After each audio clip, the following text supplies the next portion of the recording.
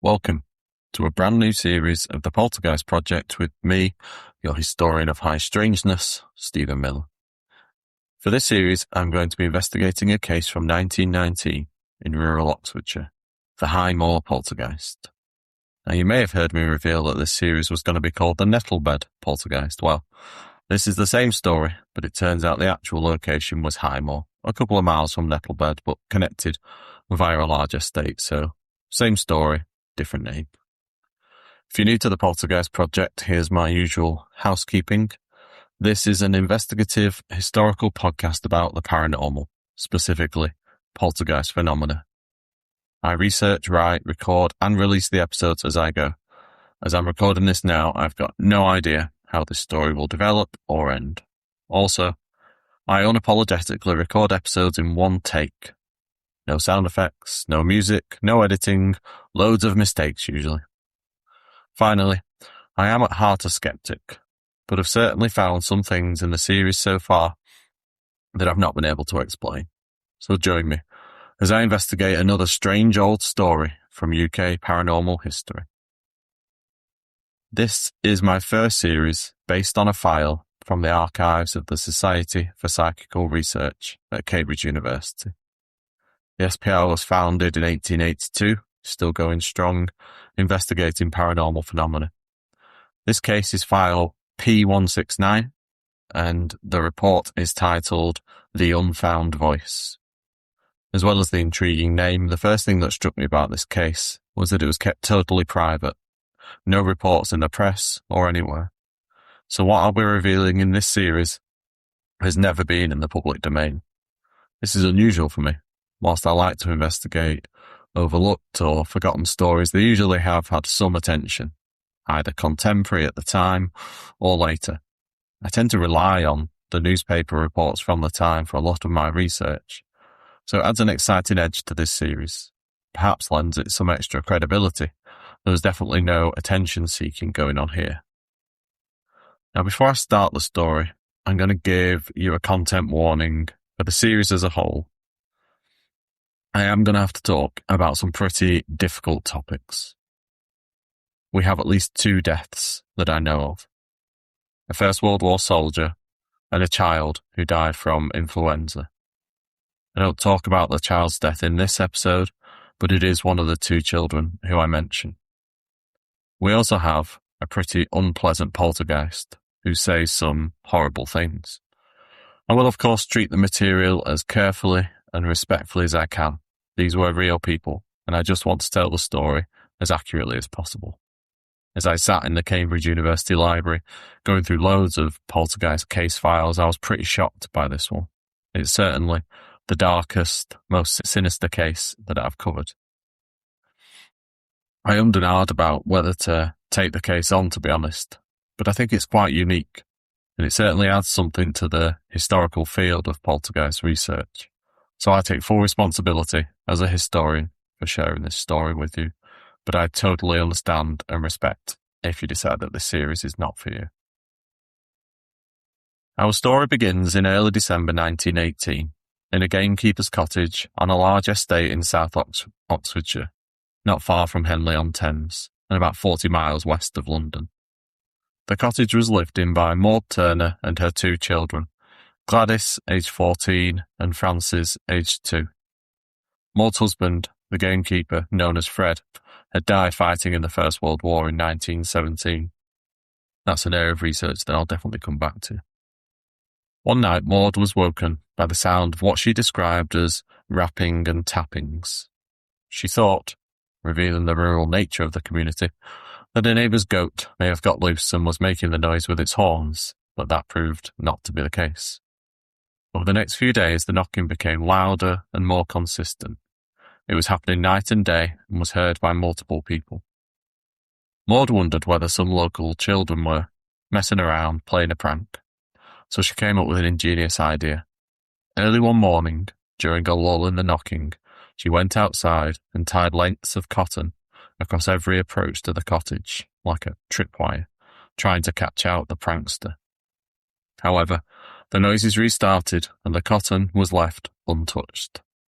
The noises were worst in Maud's bedroom, and it was driving her crazy. So she was moved into a different room to try and get some sleep, but the thumping and the banging followed her. This went on for 2 months. Maud's neighbours, fellow estate workers, visited and heard the noises. They even helped investigate what it might be by pulling up floorboards, laying rat and mouse traps, and even keeping watches through the night, but all to no effect. In terms of poltergeist phenomena, knocking is very common and could be described as one of the lowest levels of activity, often the starting point for a bigger case. Then at the end of January, the phenomena changed. The clear and distinct sound of a man whistling was heard in the house, accompanying the knocks. In fact, it coincided with the bangs getting louder and seemingly more aggressive. On Saturday, the 1st of February, 1919, the family were having breakfast together when they heard what sounded like a muffled voice, like a voice trying to make itself heard. Maud had the idea that it was perhaps a talking bird, maybe a parrot, that got loose, and she called out, "Who are you? If you're a pretty Polly, then come down and have breakfast with us."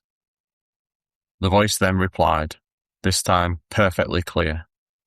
The voice is described as very gruff, horrid, and menacing in the report. The voice said, "Me have breakfast at YMCA." Told you it was a strange one. Let's just pause here and consider a few things, because this story only gets more odd. Full, intelligent, interacting vocalizations are pretty rare in poltergeist cases, though there are some very famous examples. In the series I've done, we had it in the Sunderland poltergeist story, but that was clearly a voice coming from a person. In this case, the voice emanates from nowhere in particular. It's the central feature of this story. We don't have other typical poltergeist activity, such as things moving. For this case, we're looking at knocking and banging and an apparently intelligent voice. On this first occasion, the voice is heard by Maud and her 2 daughters. I think there's a sense of relief to Maud's question after the mumbling they'd heard. She was very confident that it was a bird, and her response is quite light-hearted, inviting the pretty Polly down for breakfast. Now, I'm assuming pretty Polly is universal in the English-speaking word, but if not, it's shorthand, a nickname for a parrot. After 2 months of knocking, she thought she had identified the cause, but the voice's answer to her question is so weird, and the way it's phrased in broken English, "Me have breakfast at YMCA," is, to be honest, just creepy. What it says is so specific.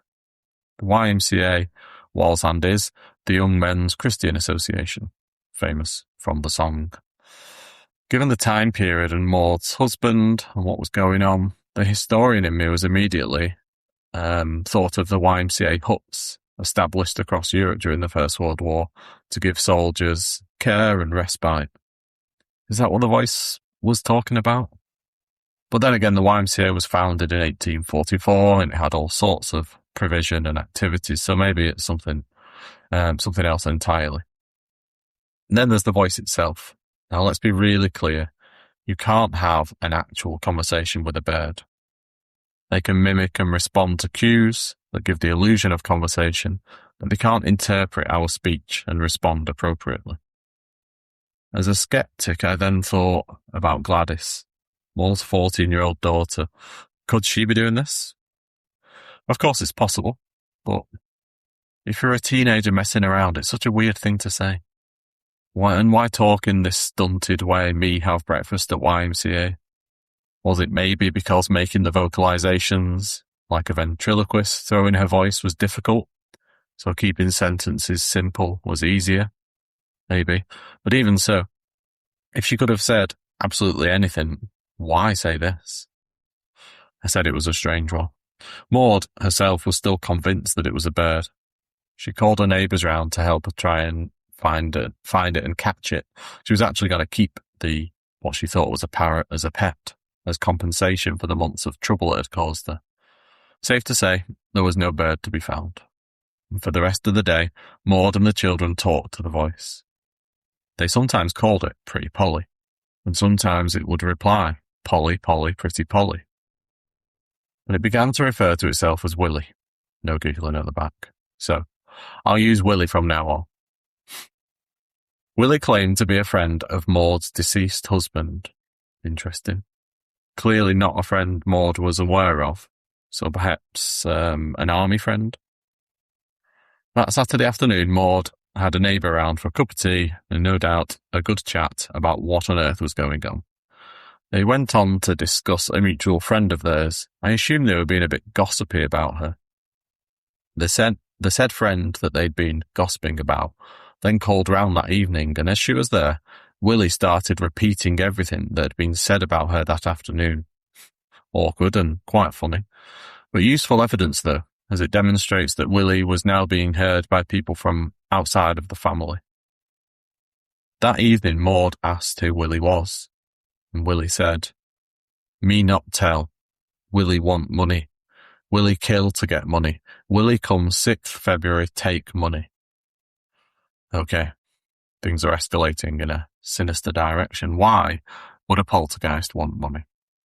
Or why would a girl pretending to be a poltergeist want money from her own mum? To be totally honest, I'm baffled.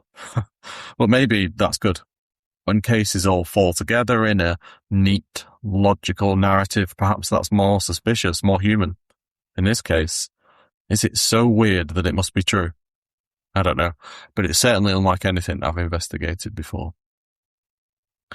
Willie then said that he had a photograph and a letter for Maud from her husband.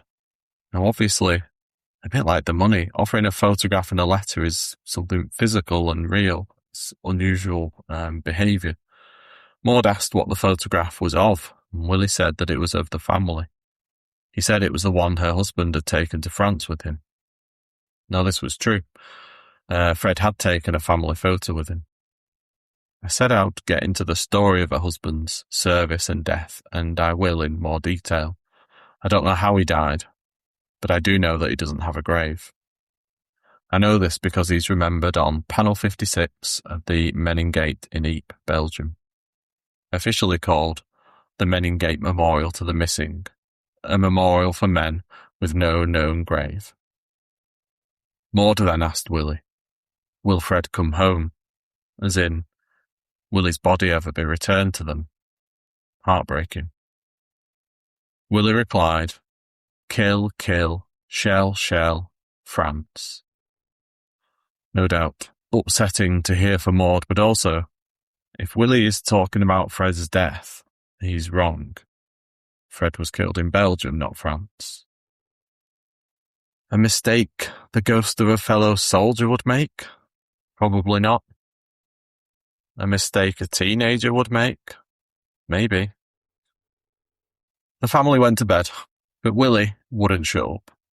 He was especially interested in Maud. He commented on her clothes, her hair, and talked to her as she got undressed, ready for bed. It's all pretty uncomfortable.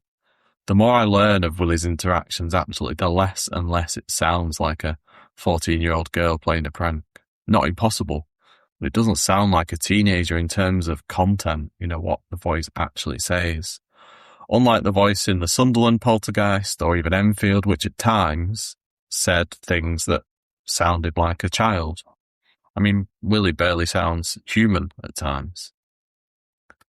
If their family were hoping to wake up to a quieter day on Sunday, they would be very disappointed.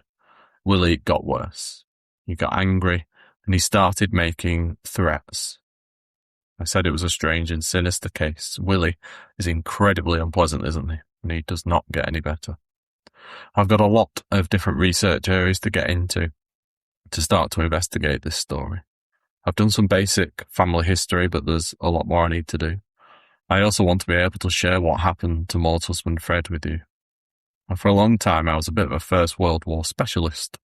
Building up to that centenary in 2014, I then led projects at Westminster Archives and the London Metropolitan Archives, specifically on the First World War. So I've got some experience in this area.